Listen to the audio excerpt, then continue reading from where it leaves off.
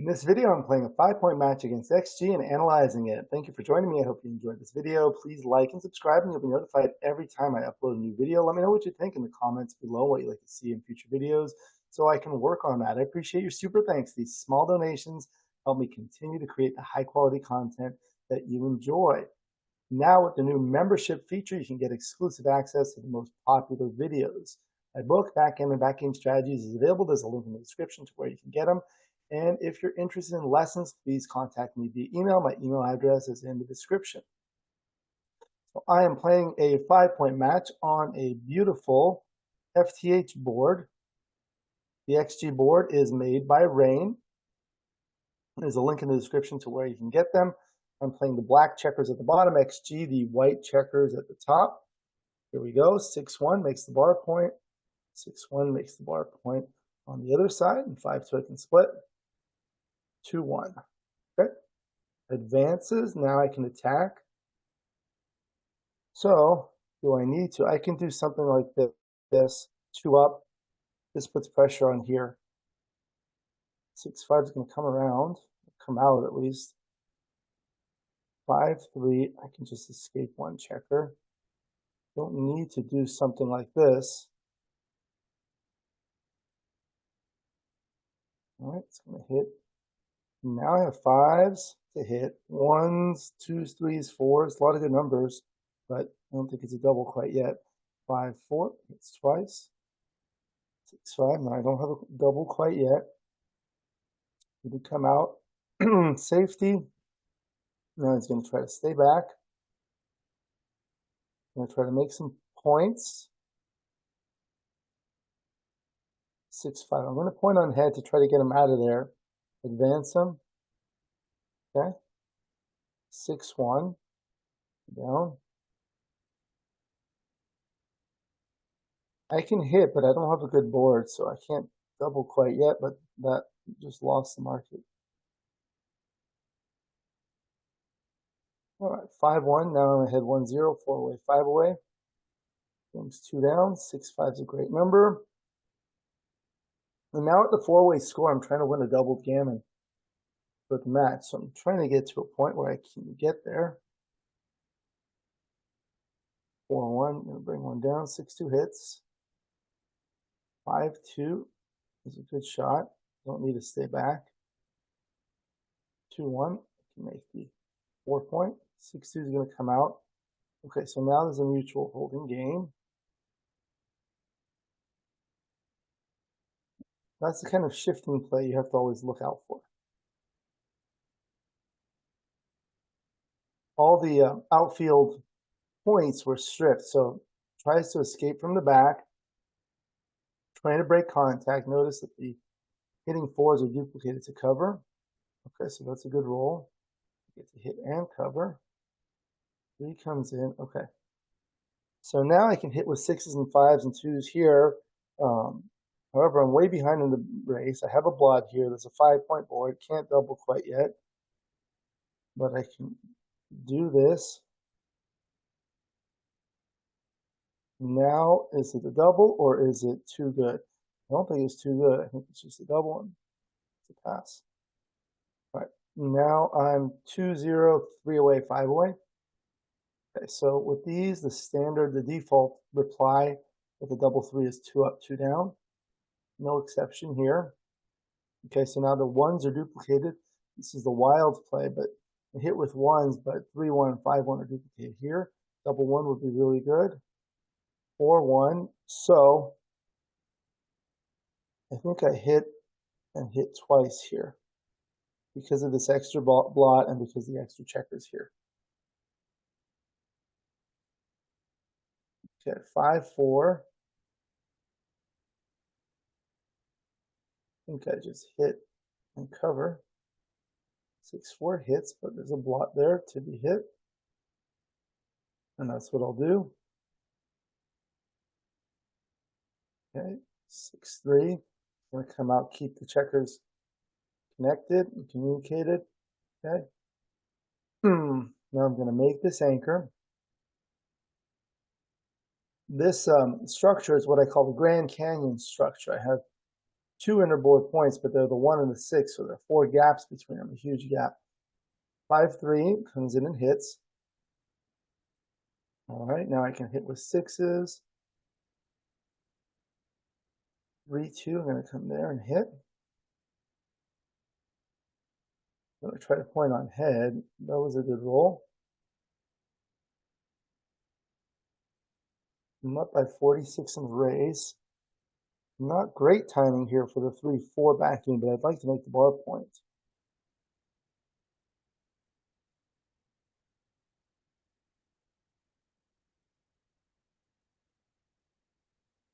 I think I'm just going to come here to make builders. He's going to hit, he's going to have to break one of the valuable assets, the anchors. Didn't have to do it in that way. So I don't think it's a double yet. So here I can make the bar point. That leaves 6s here. I can come out and hit. I actually like the bar point. The bar point is very valuable here because it creates a solid 4 prime. All right, 6-5 is a good roll. So now he's trying to play forward. Double 2 is not great, but at least I can make that point. 6-5. Now it's time, I think. Have some return shots here. That was really good. Double 4 is a good roll. And now I think I can double here. All right. 5-3.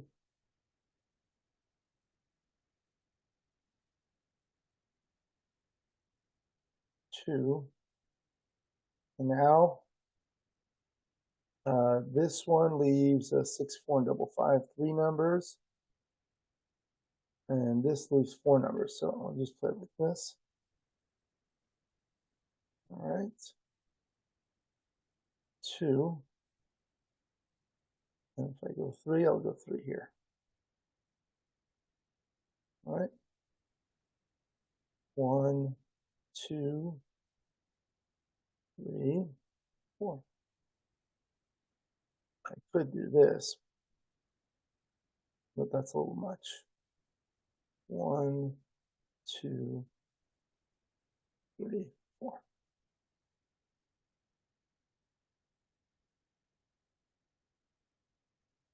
Not a lot of gammons here, but anything's possible. So the 5 I'm going to play here, and 2. I'll just keep one there. I don't think it's a big difference. 3-1. I'm going to make the 2 point. Double 3 is a good roll. I'm going to bear off aggressively, trying to get the gammon, but the gammon is not as valuable at this score because I only need 3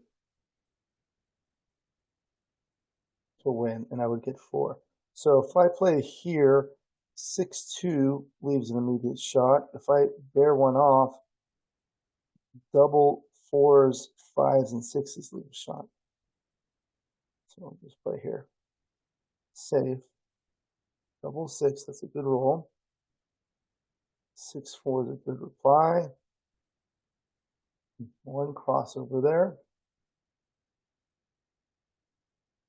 There's a double, so that's it.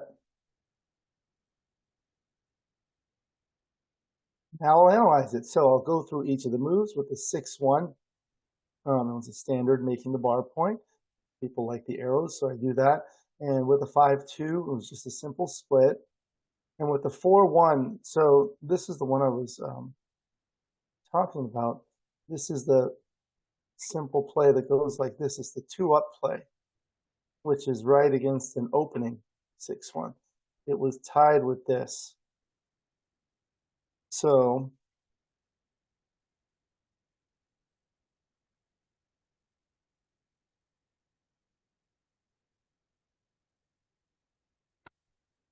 here,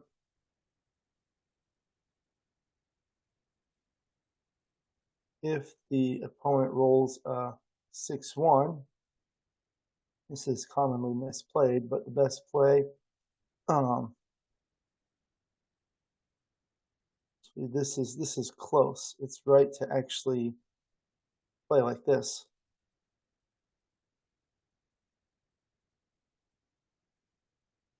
So here, it was essentially tied with this. Now with the 5-3, this was interesting. This one I decided to run, keep one checker back, but it likes making this point. And what happens is it blocks some numbers, like 6-2 is really good. That would be able to run here. Otherwise, it's played 16-8. The other thing is after the loose hits here, you're able to anchor better. This is the dice distribution that compares the two plays. This is the resultant position after the top play, play A, and this is after the selected play, play B. So on the upper left is the resultant equity after each of the opponent's rolls, with double 1, 2, 1, 3, 1, 4, 1, etc., and an average on the right. And the one on the upper left is for the top play, and on the upper right is the selected play. And at the lower left is the difference. So you can see which ones have the big swings. This is graphed in a histogram on the lower right. So you see the biggest ones are 6-2, 6-1, 5-1, 6-5. And we'll look at that. You see how they're played. 6-2 can be played 16-8. So what I'll do is I'll copy this into here. So now let's say I do that, and now there's a 6-2 to play. It's played like this. Had I instead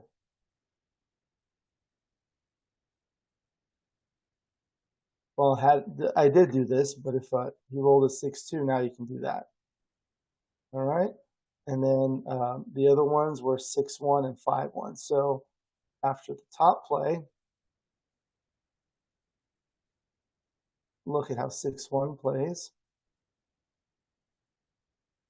6-1 hits. 5-1 also hits. Now what happens if I do this, and now there's a 5-1 hits, and now it's much harder to anchor. 6-1, same thing. It's much harder to anchor because I don't have another point slotted. So when you have two checkers back, it's much easier to make the point. Okay. So that's what I do to learn. Other things I like to do is modify the position to see when it would be right to make the other play. Let's say I'm up more in the race.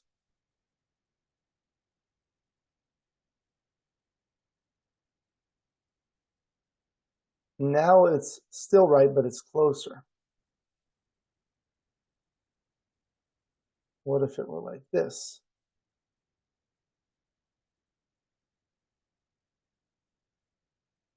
Again, it's closer. What if it were like this? Now I'm up even more in the race. Now it's right. I have to be up a lot in the race. Is there anything that can be modified here? What about like that?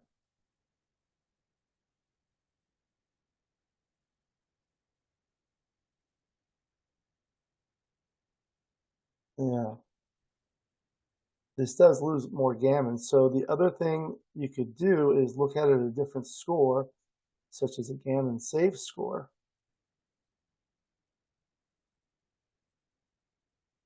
Here now they're tied because this loses fewer gammon. So now you don't want to leave the two blots.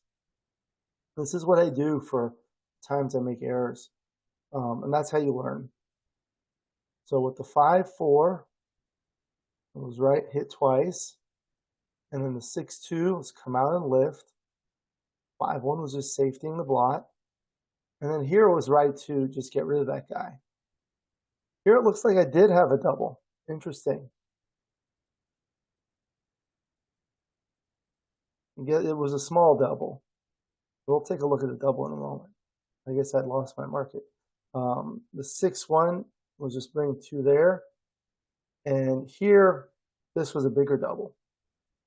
This shows the dice distribution, the partial market losing first roll. So These are the rolls that I could roll that would lose my market. If the value is greater than 1, I lost my market, so it's green, white to green. The darker the green, the more I've lost my market by. If the equity value displayed here is less than 1, then it's a non-market losing sequence, so it's white. And these are all of my rolls. So you can see double 2, double 3, double 4, double 5, double 6, and 6, 5. So going back, double 2, we'll just bring it here, double 3, double 4, double 5, double 6, and 6, 5. So that's 7 market losing numbers, but they lose the market by a lot. So these are partial market losing first rolls because the market losing sequence is a 2-roll sequence, and this is just the first roll for me. And this is how they're graphed. So you lose the market by a lot, and there's not a lot of volatility otherwise. That's how they're played. Second rolls, there are no really bad rolls, although the small numbers are good for me. This is for the opponent's rolls, and these are the market losing sequences. So this is all the 1296 next sequences from double 1 through double 6 for me at the top with an average at the bottom, and all of the opponent's rolls double 1 through double 6 on the left with the average here. And as we said, double 2, double 3, double 4, double 5, double 6, 6, 5, and double 6. I'll lose the market by a lot unless there are certain other rules like double 4s or double 5s or double 6s. This is the equity heat map. These are the jokers. So these are the joker sequences, and these are the anti-joker sequences.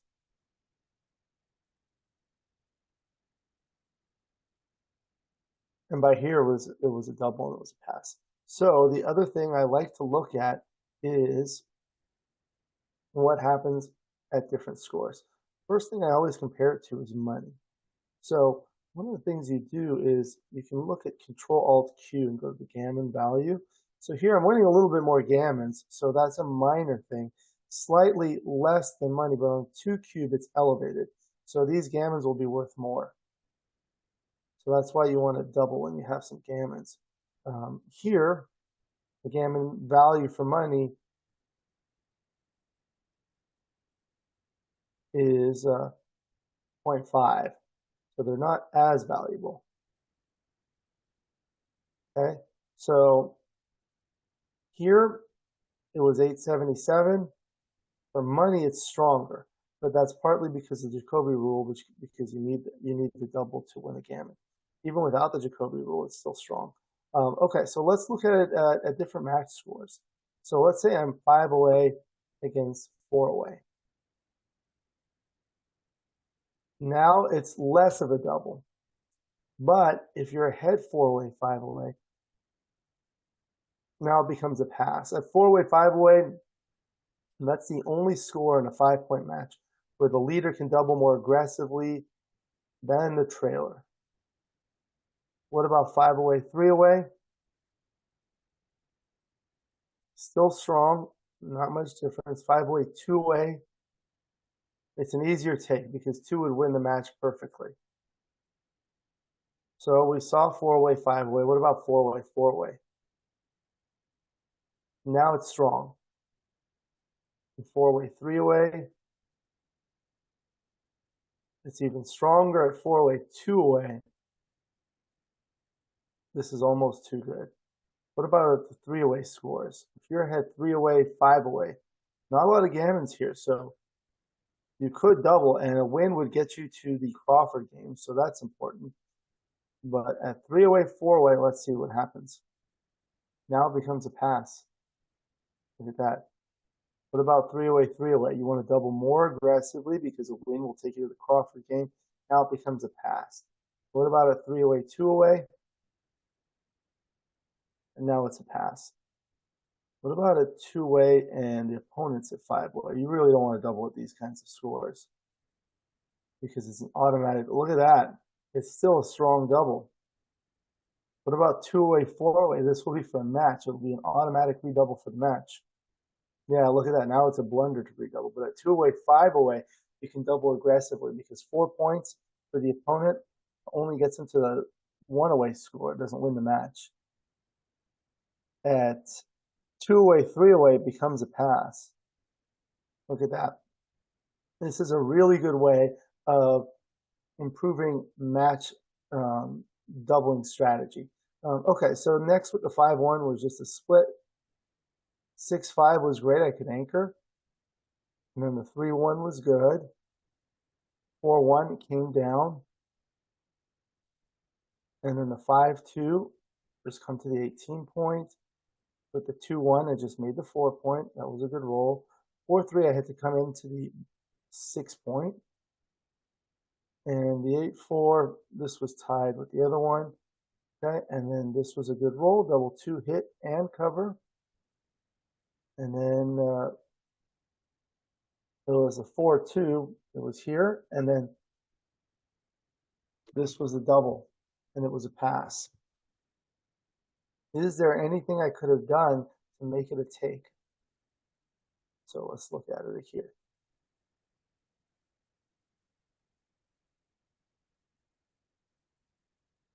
What if I had one here? Now it's barely a double. It's still a double. It's still a very strong double. What if I had 2 back? Now it's a big no double. Okay, so those are the things I like to do, and then look at it at different scores. So this is partly because I'm at the 4-way score. Look at here, I have 28% gammons. This is lopsided gammons. I win 72% of the time, and 28% of the time I win a gammon. And this is a one-way gammonish position. I'm winning a lot more gammon. So because a double gammon would get me to winning the match with perfect efficiency, I need 5 points. I would get exactly 5 points. You have to be careful with these 4-way scores. What about for money? It's still a pass, but it's a bigger pass. It's a much bigger pass at that score. What about a 5-way, 5-away? Not quite as much of a pass. What about a 5-way, 4-way? Still a pass. And 5-way, 3-way, still a pass. And 5-way, 2-away, you have a low take point, but still. What about 4-way, 4-away? Clearly, you don't want to take here. 4-way, 3-away. Big pass. 4-way, 2-away might be too good, almost too good. What about the 3-away scores? 3-away, 5-away. Now it's a strong double. 3-away, 4-away. Now you're leading, but it becomes a pass.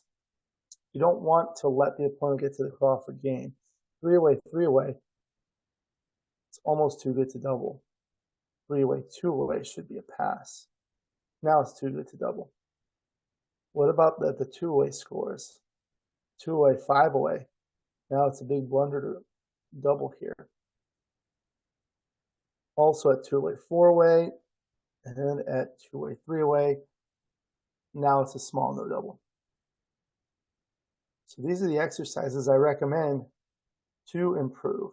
Okay, 6-1, just made the bar point. 4-1, oh no, double 3, that was my turn. This is the up and down. And then the 4-1. Okay, so this one I did hit twice. It looks like it was better to hit on this side and come out.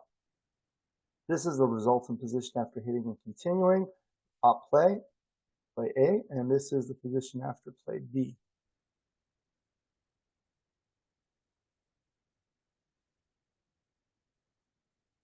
This is the dice distribution for play A and then for play B, and you can see the string rolls here, the ones. So going back here, basically you don't want to be hit with ones.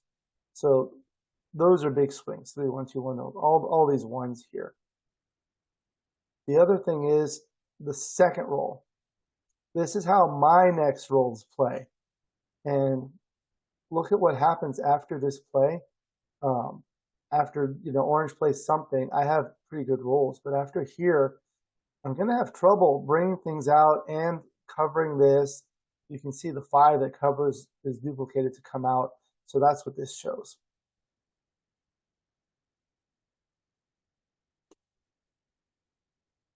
The other thing I do is to see if there's anything I can do to make the top play different. What about here? No, you don't want to do that. You want to stay.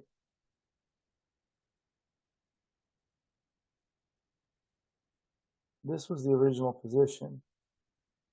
And what about here? Now you make the point on head.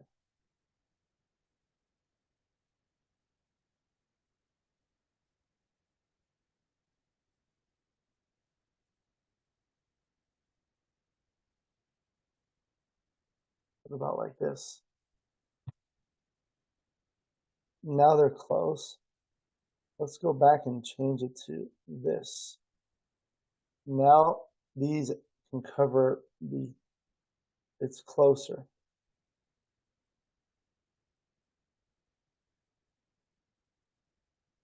Now it's closer. About here. Now it's getting much closer. But it's still better to start to escape. Still better to escape because now I'm ahead in the race more.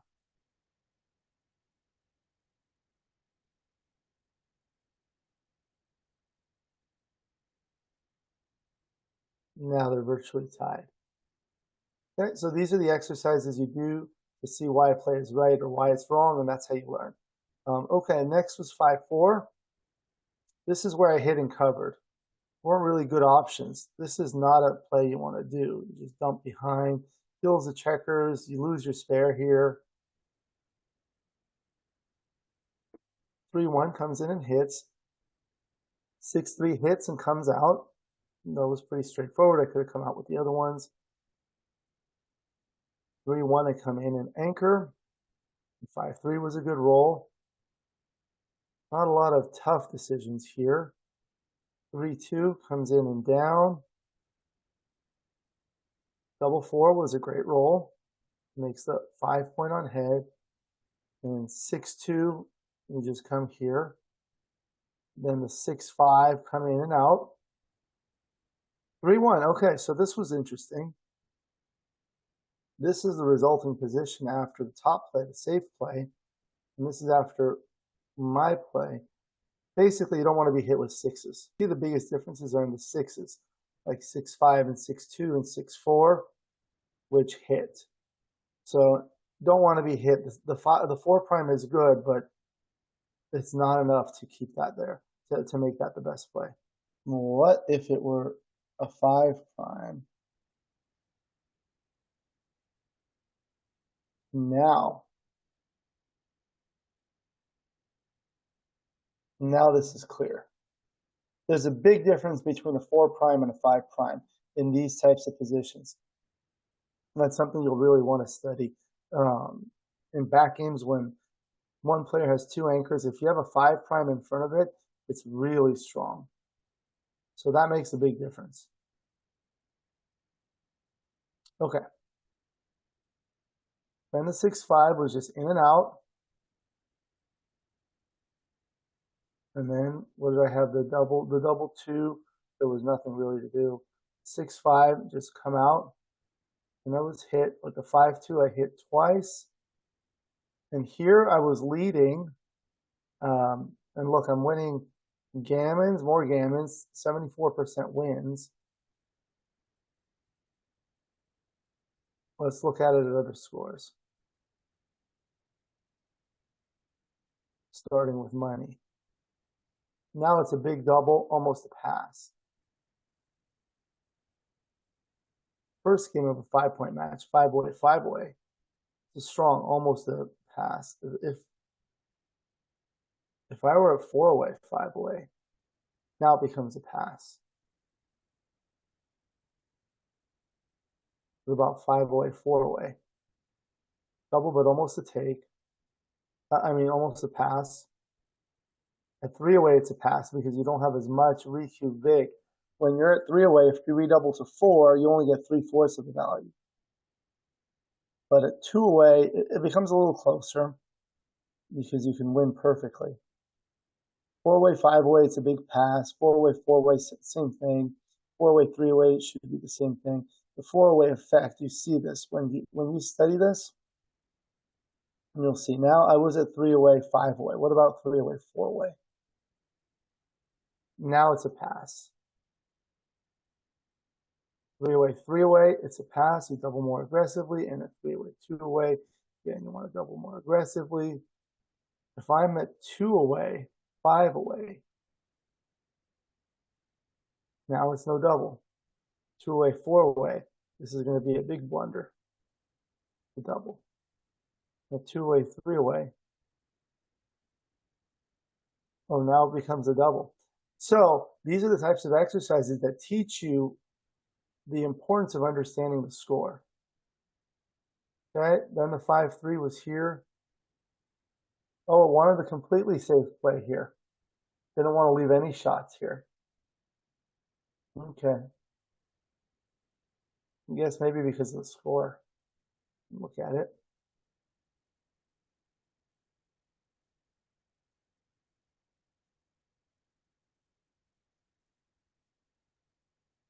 Nope, still. Okay. 3-2 came down and hit. And the double 4 was just, I couldn't clear this point. 4-3 was just safe. 5-2, safe. 3-1, I just made the point. Double 3 came in and took 2 off, trying to go for the gammon. Okay, so here it liked.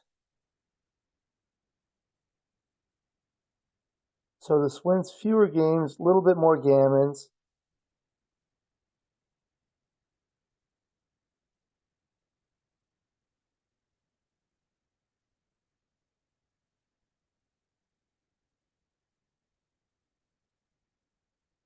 Yeah, this one's a little better.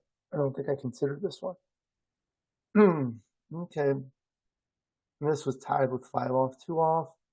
And I think that was it. Ended up winning a gammon here. And I won the match. So that's what I do when I study and when I play against XG. I don't play against XG to win the match. I play against the XG to learn and study and learn from the errors. So I don't really care if I win or lose against XG. I want to learn. So the most important thing is to learn, and of course you want to have fun. And the best way to learn is by analyzing the entire match, going through every single move, even the ones you got right, because you want to make sure you got them right for the right reason. And the ones that I got wrong, I look at it, I look at varying the position, modifying things. That'll tell me the reason why it's wrong. Also, it's very important to consider the next 2-roll sequence by your opponent, then you, or if it's doubling decision by you, then your opponent, to see what are the market losing sequences, or what are the sequences that are good and bad after one play versus another play. And the dice distribution feature allows you to do that. In terms of learning about match play, every doubling decision, I look at it for just about every score in a 5-point match, if I'm playing a 5-point match. And that'll teach you a lot. You can double very aggressively at certain scores, and you have to be much more cautious at other scores. I always compare it to money, and then I vary it depending on what's going to happen. So in a gammonish position, if you're at 4 away and you're winning a lot of gammons, usually it's a strong double because you win perfectly, even if you're leading 4 away, 5 away. Okay, so that's the only score in a 5-point match where the leader can double more aggressively than the trailer. And that's because of this 4-way effect that a double gammon gets you exactly to 0 away, winning the match perfectly with perfect efficiency without any overage or wastage or any additional points that you don't need. If you're at 3 away and you win a double gammon, you get 4 points, but you really only get 3 points of value. You get 3/4 of the value. It's like, let's say you're running a 40-yard dash, or no, you're running a 30-yard dash, and now you have to run 40 yards to win, whereas the opponent only has to run 30 yards to win. You have to waste a lot of energy to do that. You don't want to do that. That's kind of how I think about it. Think about what score you're going to get to and all of those things. So that was a 5-point match against XG. Thank you for joining me. I hope you enjoyed this video. Please like and subscribe, and you'll be notified every time I upload a new video. Let me know what you think in the comments below and what you'd like to see in future videos so I can work on that. I appreciate your super thanks. These small donations help me continue to create the high quality content that you enjoy. And now with the membership feature, you can get exclusive access to the most popular videos. My book, Backgammon Backgame Strategies, is available. There's a link in the description to where you can get it. And if you're interested in lessons, please contact me via email. My email address is in the description. Look forward to seeing you in future videos. Until then, keep rolling your dice.